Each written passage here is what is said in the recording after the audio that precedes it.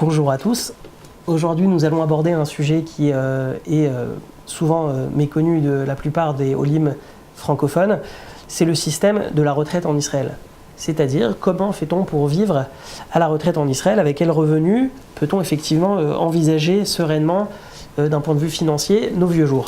Donc, tout d'abord, effectivement, il faudrait comprendre le système en Israël, comment cela se passe. Alors, la retraite en Israël, c'est une obligation légale pour les employeurs de cotiser à la retraite de leurs employés. C'est-à-dire que depuis le 1er janvier 2008, une loi est rentrée en vigueur en Israël qui oblige les employeurs à cotiser mensuellement une somme pour chaque employé, pour chaque salarié.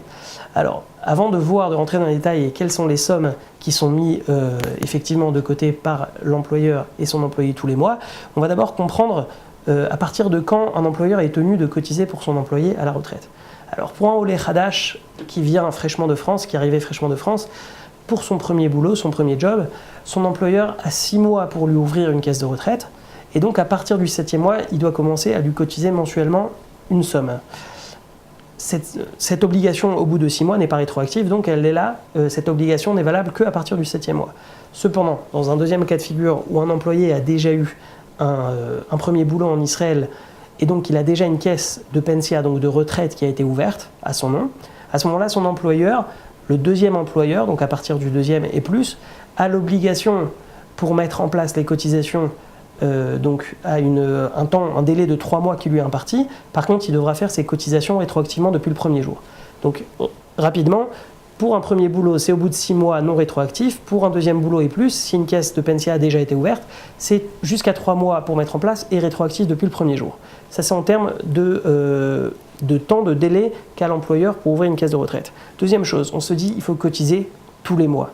Il faut mettre une somme de côté tous les mois. Comment est répartie cette somme entre l'employeur et l'employé? Alors, les pourcentages à la charge de l'employeur et de l'employé sont définis donc, dans le cadre de la loi. On va d'abord commencer par l'employé.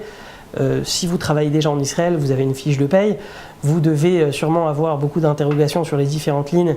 Ça peut paraître du chinois pour beaucoup d'entre nous, mais en fait chaque ligne correspond à une cotisation ou un paiement bien particulier. Ça peut être le Bitoach Leumi, donc la sécurité sociale, le Mas Briout, l'impôt sur la santé. Et effectivement, en général, pour ceux qui travaillent depuis un certain temps, comme on a vu, il y a une ligne où il y a marqué Keren Pensia ou éventuellement Kupat Gemel, qui est une appellation générique de caisse de retraite. Et donc ça, c'est sur cette ligne, il y a une somme, il y a un montant donc, qui est affiché. Cette somme correspond en général à 6% du salaire brut donc, du salarié. C'est-à-dire, pour prendre un exemple classique, sur un salaire de 10 000 shekels, l'employé va cotiser 6% de son salaire brut, donc 600 shekels, et donc il va voir sur sa fiche de paye une ligne où il y a marqué Keren Pensia ou Kupat Gebel, encore une fois, il peut y avoir plusieurs appellations, avec à côté 600 shekels. Bien entendu, ça veut dire qu'on prend au salarié 600 shekels de son salaire brut pour le mettre de côté. Maintenant, ça c'est l'obligation du salarié.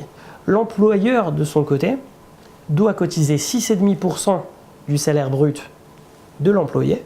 Donc toujours sur ce fameux salaire de 10 000 shekels, un employeur il doit cotiser 650. Donc on a 600 de l'employé et 650 de l'employeur pour la pensia, pour la retraite. Et on a un troisième élément qui est souvent, on ne sait pas trop comment le prendre cet élément. C'est un élément qui s'appelle pitsuim, donc indemnité de licenciement. Et cette indemnité de licenciement en Israël est une obligation pour l'employeur de la verser tous les mois.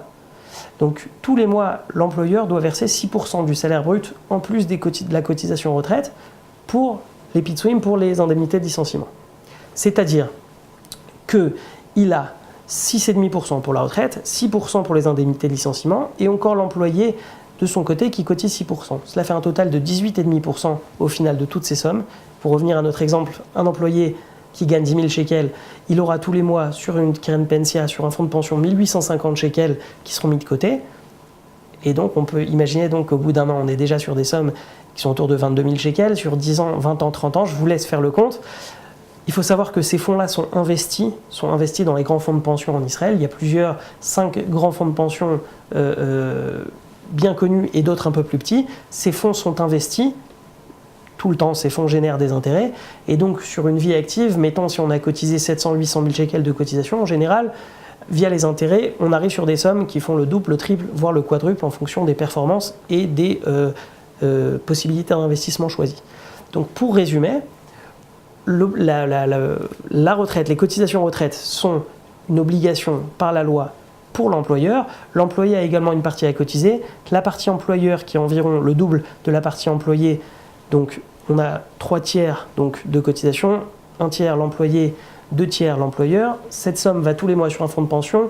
Cette somme travail-là, tous les mois, est alimentée à nouveau. Le total travail et donc va produire une très grosse somme qu'on va pouvoir récupérer à la retraite. Comment cette somme sera récupérée à la retraite, nous le verrons dans un prochain numéro.